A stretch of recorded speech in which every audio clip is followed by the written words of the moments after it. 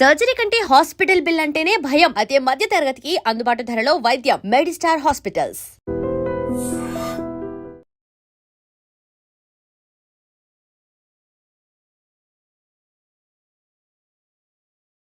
మాధవీలత గారు ఈ మధ్య ఒక కాంట్రవర్సీ ఏంటంటే, నటుడు శివాజీ ఉమెన్ వేసుకునే దుస్తులు మీద ఒక కాంట్రవర్షియల్ స్టేట్మెంట్ చేశాడు.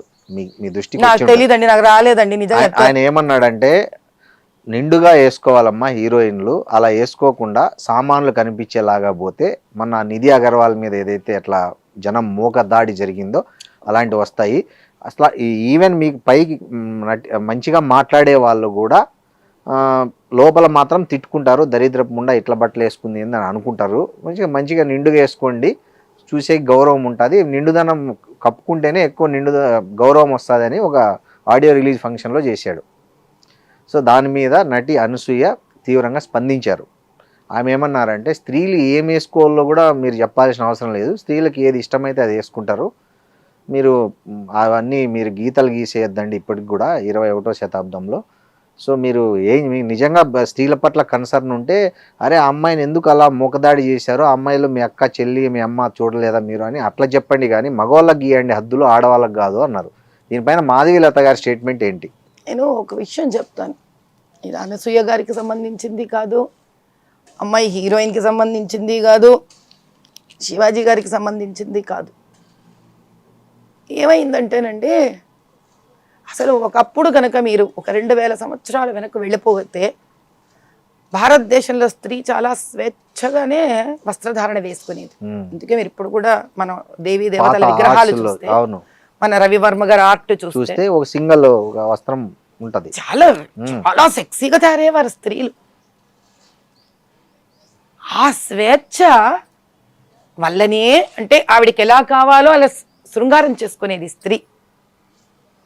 ఎన్నైనా ఆ స్వేచ్ఛ వల్ల ఆవిడంత స్వేచ్ఛగా ఆలోచించగలుగుతూ ఉండేది. అంటే దీనివల్ల అది వస్తుందా అంటే అలా ఉంటుందా ఉండదా అని కాదు, freedom is freedom end of the day. ఎన్నైనా కరెక్ట్. నగలు వేసుకునేది, ఆ చక్కటి నడుము వంపులతోటే చక్కగా చీర కట్టేది. చీర అంటే ఇప్పుడు చీర కాదు, యాక్చువల్లీ గోచి తీసి కట్టేది. అంటే మీకు ఆ నడుమంతా కాళ్ళతో సహా ఒక చక్కటి శిల్పంలాగా ఉండేది. కానీ మన దురదృష్టం, ఆవిడ చాలా తెలివైంది. ఆవిడ స్త్రీ, భారతదేశం స్త్రీ విపరీతమైన తెలివి. ఎందుకంటే ఆవిడ ఎవరు అణగ తొక్కలే ఏ పురుషుడు. అందుకే మనకి అమ్మవారు స్త్రీ, మీరు ఆయుధ పూజ స్త్రీ, చదువు స్త్రీ, డబ్బు స్త్రీ, కడావిడికి ఏడిస్తే కూడా జ్యేష్ఠాలక్ష్మి స్త్రీ, అక్కడ స్త్రీ, భూమి స్త్రీ, భూమి స్త్రీ. కాబట్టి అన్ని అమ్మవారు స్త్రీయే. మనకి ఏది మన జీవితంలో ఉండే లాభ నష్ట సుఖ దుఃఖం అందరూ స్త్రీలే మనకి. అంటే ఆవిడ లేదా జగత్తు లేదు అన్న ఒక భావన. భారతమాత స్త్రీ, మగవాడు మాత్రం ఆవిడ పంచన ఆవిడ నీడన ఉండి తన పని తాను చేసుకుంటూ స్త్రీకి సహాయంగా ఉంటూ సహకారంగా ఉంటూ ఒక నాణానికి 2 వైపుల్లాగా రాణించాం మనం. అందుకే భారతదేశాన్ని గోల్డెన్ బర్డ్ ఆ స్థాయికి ఎదిగిపోయాం. దీని మీద ప్రపంచానికంతా దృష్టి పడేంత ఎత్తుకు ఎదిగిపోయాం. ఇక్కడ ఒక రాత భారతదేశానికి. ఎందుకంటే ఇది స్త్రీ పురుషులు ఇద్దరూ తెలుసుకోవాల్సిన విషయం. ఇలా మేమే కొట్లాడుకున్నాం అనుకో, ఎక్కడికి దారితీస్తుంది ఆయన, ఇది ఎక్కడికి పోదు. ఈ విదేశీ ఆక్రమణలలో వాళ్ళు మీరు స్పానిష్లు అనండి, పోర్చుగీస్ అనండి, పర్షియన్స్ అనండి, మొఘల్స్ అనండి, ఎవడనండి, బ్రిటిషర్స్ అనండి, రాగానే వాడి కన్ను ముందు మన డబ్బు మీదో భూమి మీదో పడలే, మన స్త్రీ మీద పడింది. ఎందుకని? వాళ్ళ దేశాలలో ఈ వెధవలందరూ ఇప్పుడు ఆ శివాజీ గారు వాడిన దద్ర బూతులంతా వాళ్ళకి చెందాలి నేను అనలేను కాబట్టి అటు పంపించండి. బైబిల్లో రాసింది మీకు అన్నిట్లో తల నుంచి కాళ్ళ వరకు బంధించేసి వాళ్ళని ఇలా అడగదొక్కి చంపేసి స్వేచ్ఛగా మన స్త్రీ మీద కన్ను పడింది. 1 సంవత్సరమా, 2 ఏళ్ళ, 3 ఏళ్ళ, ఈ 100 సంవత్సరాలు ఈ స్త్రీని హింస పెట్టి నలిపి పారేశారు. ఈ ప్రయాణంలో భారతదేశంలో ఉన్న మగవాడు ఎవరు? ఆ తండ్రి, ఓ భర్త, ఓ అన్న, ఓ తమ్ముడు, ఒక కొడుకు. ఇన్నేళ్లలో వీళ్ళకి ఎక్కడో తెలియని భయం, కాపాడుకోలేమన్న పిరికితనం, బాధ, అంతే ప్రేమ. ఈరోజు 21వ శతాబ్దం వల్ల మనం గొప్పవాళ్ళమో, స్వేచ్ఛగా బట్టలు వేసుకోవాలో కాదు శ్రీనివాస్ గారు.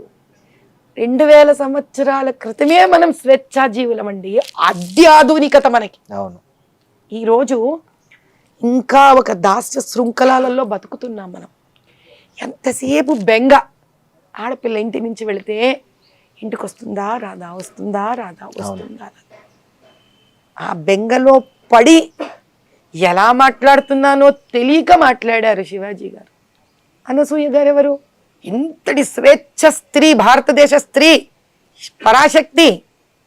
అనసూయ గారిని ఎలా చూడాలి ఇప్పుడు మనం? పరాశక్తి అంటే 2000 సంవత్సరాల క్రితమే DNA RNAలో స్వేచ్ఛ, శక్తి, యుద్ధం, వంట, ఫైనాన్స్ మేనేజ్మెంట్, ఆంటర్‌ప్రెన్యూర్‌షిప్, మీరు ఏది అడిగితే అది ఉన్న స్త్రీ.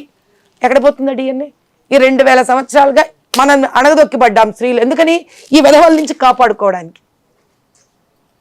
కాబట్టి వీళ్ళు వాళ్ళని తిట్టుకొని ప్రయోజనం లేదు, వీళ్ళు వాళ్ళని తిట్టుకొని ప్రయోజనం లేదు. ఈ రోజు మనం చేయవలసింది ఏంటి కర్తవ్యం అంటే, ఆవిడలోంచి ఒక పాయింట్ తీసుకోవాలి. ఏమని? మీకు అక్కలు చెల్లెళ్ళు లేరా? ఆహా, ఇదని వేస్ట్. అక్కలు చెల్లెళ్ళు ఉన్నారు ఏమిటి బాధలు వీళ్ళకి. ఇప్పుడు మన సైకాలజీ అర్థం చేసుకోవాలి. మన దగ్గర ఉన్న ఇండ్లల్లో మగవాళ్ళందరికీ తల్లి కూర్చోబెట్టి, నాన్న తల్లే కదా మరి చెప్పాలి. ఇప్పుడు మగవాడు నీకు అక్క చెల్లెలు లేరా అంటే ఆ మగవాడు ఇంకో మగవాడికి ఏం చెప్పుకుంటాడు? చెప్పలేడు. మళ్ళీ బాధ్యత స్త్రీదే. తల్లి కూర్చోబెట్టి, నాన్న ఒకప్పుడు భారతదేశం ఇలా ఉండేదిరా, స్త్రీ స్వేచ్ఛాజీవిరా, ఆవిడలోని మాతృత్వాన్ని చూడాలిరా నువ్వు. సామాన్లు సరుకులు అనకూడదు నాన్న. అక్కడి నుంచేరా తల్లి నీకు పాలు ఇచ్చి పెంచి పెద్దదాన్ని చేస్తుంది తండ్రి. కాబట్టి నీ ప్రతి స్త్రీలో ఒక మాతృభావనని చూడగలుగురా నాన్న అని తాను గర్భం దాల్చినప్పటి నుంచి ముందు ఆ స్త్రీ తన ఇంకొక స్త్రీని గౌరవించగలగాలి. గర్భంలో నుంచి వస్తున్న శిశువులోని కణాలు తయారవుతాయి చూడండి, ఆ సందర్భం అప్పటి నుంచే స్త్రీ మీద భక్తి భావన. సనాతన హిందూ ధర్మంలో ఒక ప్రహ్లాదుని లాంటి కొడుకు నాకు పుట్టాలని కోరుకోవాలి. స్త్రీ ఏమి ఇంకా పురుషుడేమి? ఈ సమాజానికి సమస్య తీరినట్టే కదా. ఇప్పుడు ఉన్న తల్లులు ఇండ్లకు పిలిచి ఈ రోజు నుంచి వాళ్ళని ఏ చిన్న వయసు అయినా సరే గ్రూమ్ చేయడం నేర్పించాలి. తద్వారా సమాజం అక్కడికి మార్పు తెచ్చేంత వరకు స్త్రీలు కూడా వీళ్ళని ప్రేరేపించినట్టుగా కాకుండా కొంచెం జాగ్రత్తగా వీళ్ళు కూడా మసలుకోవాలంటే ఒకటే సైడ్ నుంచి చప్పట్లు రావు. కాబట్టి 2 వర్గాలు కృషి చెయ్యాలి. దేనికి? అటువంటి స్వేచ్ఛ భారతదేశము ఈ బోడి తెల్లోడు నేర్పించిన స్వేచ్ఛ కాదు. అనంత స్వేచ్ఛతోటి 2000 సంవత్సరాల క్రితం ఏ స్త్రీ శక్తివంతురాలుగా బతికిందో అటువంటి స్త్రీ స్వేచ్ఛ మళ్ళీ కలగాలని, యుద్ధం చెయ్యగలగాలని, రాజకీయంలో నిలబడగలగాలని, సంస్కృతం వేదాలను పఠించగలగాలని, యజ్ఞం చేసే హక్కు రావాలని, జన్యుధారణ చేసుకోగలగాలని, అటువంటి భారతనాటి కావాలి. మళ్ళీ ఒక గార్గి రావాలి, ఒక లోపాముద్ర రావాలి, ఒక సీతమ్మ వారు రావాలి. వీళ్ళందరూ తిరిగి రావాలి మళ్ళీ భారతదేశంలో. వీళ్ళేంటయ్యా మనకు నేర్పించేది? అటువంటిది రావాలని మళ్ళీ 2 వర్గాలు కోరుకోవాలి. అప్పుడు పరిష్కారం దొరుకుతుంది. అంతేగాని ఇద్దరిది తప్పు కాదు. ఇద్దరిలో 2 పక్కల తప్పులు ఉన్నాయి, ఇద్దరిలోనూ తప్పులు లేవు. ఇద్దరిలో ఎవరి మీద ఎవరికి కోపాలు లేవు, ద్వేషాలు లేవు. భయం, బాధ,